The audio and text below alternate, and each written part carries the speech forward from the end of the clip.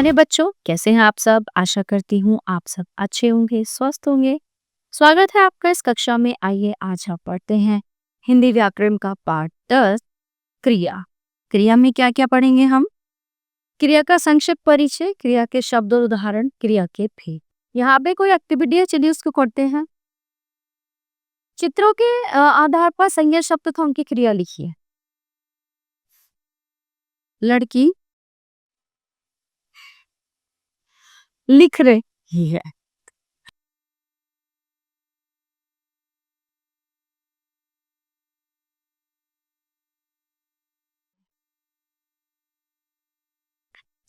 मछलियां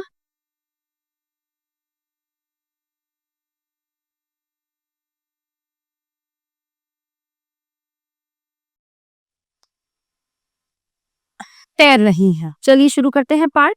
बंदर नाच रहा है, रमन बॉल से खेल रहा है, बच्चे खेल रहे हैं। ठीक है। सू, सूरज निकल रहा है, लड़की रस्सी कूद रही है, बिल्ली दूध पी रही है। ऊपर के चित्रों को देखकर बताइए। बंदर क्या कर रहा है? वो नाच रहा है। रमन क्या कर रहा है? बॉल से खेल रहा है। बच्चे क्या कर रहे हैं? खेल रहे हैं। सूरज क्या कर रहा है? निकल रहा। लड़की क्या कर रही है? रस्सी कूद रही है। बिल्ली क्या कर रही है? दूध पी रही। ठीक है। अब अन्य क्रिया शब्द खाना, पीना, रोना, दौड़ना, कूदना, होना, सोना, बोना, उगाना, उगना, काटना, देना, लेना, पढ़ना, लिखना, याद करना, गाना, नाचना, उड़ना, लड़ना, हैं, था, थे, होंगे आदि के भी क्रिया शब्द होते हैं। जैसे आज बुधवार है, कल मंगलवार था। ठीक है। कुछ काम किए जाते हैं और कुछ काम क्या होता है, स्वयं हो जाते हैं, है ना। तो झरने से पानी गिर रहा है ना, उसे कोई नहीं कर रहा ना, वो खुद ब खुद हो रहा। खेतों में फसल उग रही है, तो यहाँ पे भी क्रिया स्वयं हो रही है और यहाँ पे भी क्रिया जो है वो स्वयं हो रही है, यानी कि अपने आप हो रही है। तो कहने का मतलब ये है, जिस शब्द से किसी काम का करना या होना पाया जाए उसे क्रिया कहते हैं। इस प्रकार हमने देखा कि कुछ काम स्वयं होते हैं और कुछ काम किए जाते हैं। तो इस प्रकार हम कह सकते हैं कि क्रिया के भेद। क्रिया के दो भेद होते हैं। बात करते हैं क्रिया के भेदों की। क्रिया के दो भेद होते हैं, सकर्मक क्रिया और अकर्मक क्रिया। अब सकर्मक क्रिया का मतलब क्या होता है? सकर्मक होता है स साथ, कर्मक कर्म के यानी कर्म के साथ क्रिया का होना, उसे सकर्मक क्रिया कहा जाता है। अब आप देखिए, सलीम केला खाता है, तो सलीम है कर्ता, है ना, केला है कर्म और खाता है क्रिया। समझे? कर्ता, कर्म, क्रिया। कर्ता सलीम है, वो क्या कर्म कर रहा, कर्म क्या है? केला। और क्या कर्म क्रिया कौन सी कर रहा है? केला खाने की।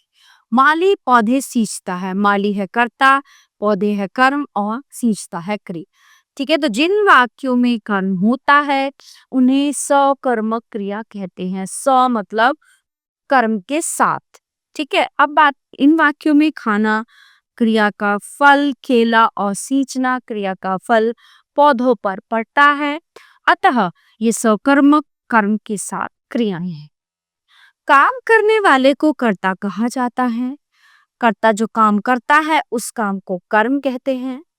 दूसरा है अकर्मक क्रिया। अ बिना कर्म के यानी कर्म के बिना, उसे अकर्मक क्रिया कहते हैं। इसका अर्थ होता है बिना कर्म की क्रिया। जैसे बालक सो रहा है, कर्ता क्रिया, इसमें कोई कर्म नहीं है। चिड़िया बैठी है, कर्ता क्रिया, इसमें कोई कर्म नहीं है। ठीक है। तो यहाँ पे सो रहा है और बैठी है, क्रियाएं अकर्मक है ना। सो रहा है, ये नहीं पता कहाँ पर सो रहा है। अगर ये होता पलक पर सो रहा है तो इसमें कर्म होता। चिड़िया बैठी है, ये होता पेड़ पर बैठी हैं, तो ये भी कर्म के साथ होता। तो जिन वाक्यों में कर्म नहीं होता उन्हें अकर्मक क्रिया कहा जाता है। जहां क्या प्रश्न का उत्तर ना मिलकर कौन प्रश्न का उत्तर मिलता है, वहां अकर्मक क्रिया होती है। जैसे प्रतीक दौड़ रहा है, प्रतीक कर्ता, दौड़ रहा है क्रिया।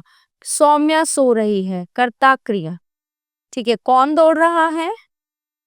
प्रतीक क्या दौड़ रहा है, उत्तर नहीं मिल रहा है। कौन सो रही है, सौम्या क्यों सो रही है, उत्तर नहीं मिल रहा। कुछ अकर्मक तथा सकर्मक क्रियाएं।